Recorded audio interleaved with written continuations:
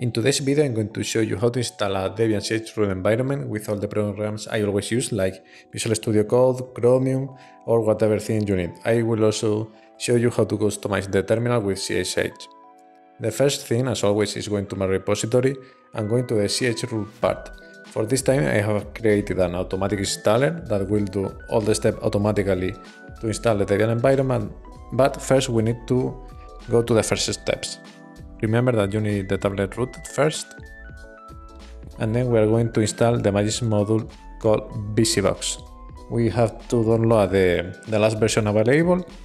Just click on the link and download it, and then open magisk application. Here in the bottom part we can go to the modules part and select the file we have just downloaded. The installation will start, and when it finishes will be prompt to reboot the device. Reboot it and come to the repository again. Now in the third step we are going to copy all these commands and we are going to paste them in the terminal in Termux.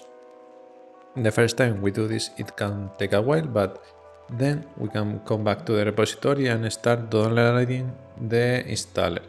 We have just to copy the command you are seeing right now, copy it in the terminal in Termux, and a file will be downloaded. Now we need to give execution permission to the chroot Debian installer file with the command you are seeing right now, the chmod +x, and now we can execute the installer. But we need to execute as a root, because if otherwise it won't work.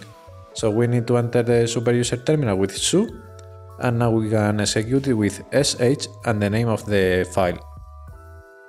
The installation process will start by downloading the Debian root fs file, then it will be unzip and it will start doing some configuration. For example, here we need to click on yes, and we are now prompt with entering the username. We can put whatever we want, in my case Droid Master.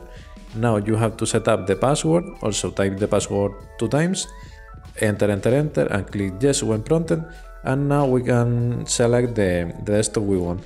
Right now it's only working the first option, XFCE4, so select this and continue with the installation. Once it finishes, a file will be downloaded, the start XFCE4 file, so we need to give execution permissions from the superuser terminal like we are right now with the command you are seeing. And now we have to exit the superuser terminal. We can exit with the exit command. So now we are going to execute the start script. As you can see, this is the file, so just / and the file name, and it will open automatically Termux X11. It can take a bit, but then you will find the desktop environment already running. We can check that we have superuser permission with the whoami command and the sudo whoami that should give root. So now we can start installing whatever we want. For example, let's start installing Chromium. Just you can open it from the top menu in the internet section. Now you can test that you have internet connection. Everything should be working right now. Also, we should have audio working. But let's configure a little bit the panel below. We can just add the shortcut to Chromium, so we can run it just clicking on the panel below. And now we are going to customize a bit all the desktop. For this time I will use some Dracula themes. For example, this one, I will download the ping ascent file. You just need to click on download and wait for a little, just 5 seconds. Click on download, and once the file is downloaded you can uncompress it. Also, I will download an icon pack. This time will be Tela Circle icon theme, because it has also a Dracula theme, so everything will match. I need to download it twice because the first time it failed, but anyway, we can still download it. And now we have both files in the downloaded folder, so let's open a terminal in the download folders and compress the files and move it to the site that we need to move them. Here, for example, you have the terminal. We are going to use tar-xf to uncompress it, but we are going to have the first time this error. This is because we need to install the following package you are seeing right now, xsetutils. And after we install with the command sudo apt install and the package name, we will be able to uncompress all the files. xf and the file names, and everything is uncompressed, and the same thing for the icon theme. Now we just need to create the corresponding folders for the themes and for the icon packs, So just use the commands you are going to see right now, mkdir, and the path to the home folder .themes and the home folder .icons. So then we can move the Dracula themes to the themes folder and the tail icon pack to the icons folder. That's important because that way XFCE4 will detect it from the settings, from the appearance settings. So let's move everything.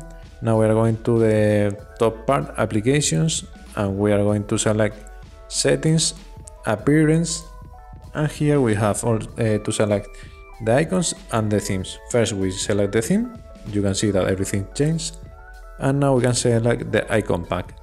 You can take a look, for example, in Thunar File Explorer, that all the icons changed.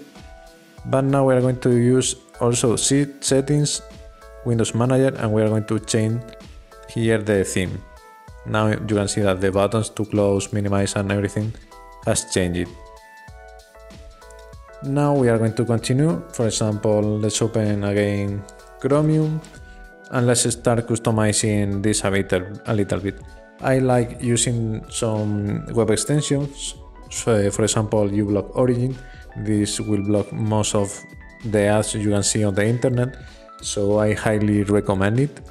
You just need to click on the extensions, download, and this will be automatically installed, like in any other Chrome browser.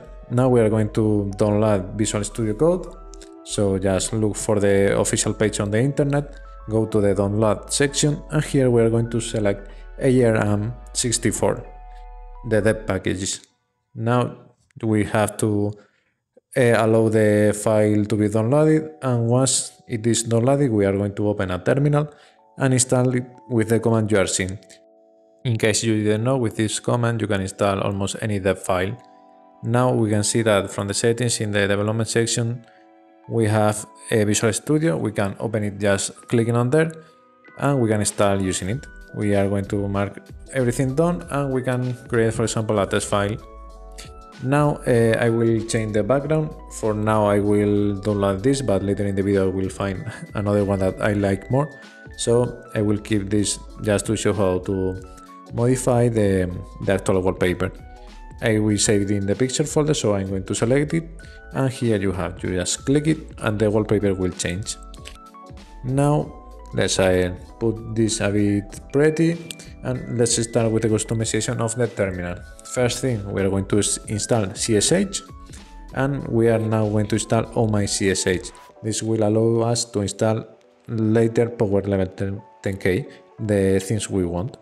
So let's go to the official GitHub page, and here you can see that there is an installation part. We just need to copy the curl command and paste it in the terminal. The first time we paste it, curl is not installed, so we are going to have the error message, but we can fix it by installing curl with the command you are seeing. Once installed, we are going to paste it again, the terminal, and now Oh My ZSH will be installed. We are going to have some problems with the icons, but we will fix them later. For now, let's continue installing power level 10K. So let's go to the official page, installation, Oh My ZSH, and let's copy the command. We need to paste it in the terminal again, and the process will be complete. Now we just need to modify the ZSH theme on the configuration file. So let's nano and the file name, go to ZSH theme, and modify Rabbit Russell with power level 10K / power level 10K. Now we are going to fix the issue with the characters by installing locals, and we are going to execute this command. So we are going to reconfigure what we need. Here we are going to select the languages we want. For example, I will select English US and Spanish because I'm from Spain. And you can select with the space button, and with the tabulator you can change to select OK or cancel. I don't know why, but when I click on the tabulator the screen went black, but anyway, we just click on OK, and now we are going to select the default language for the system. Let's click in English, for example, and OK. Now we are going to restart Termux, so we have to close it even from the background apps, and let's run again the start command that the automatic installer downloaded it for us, and everything should be fine.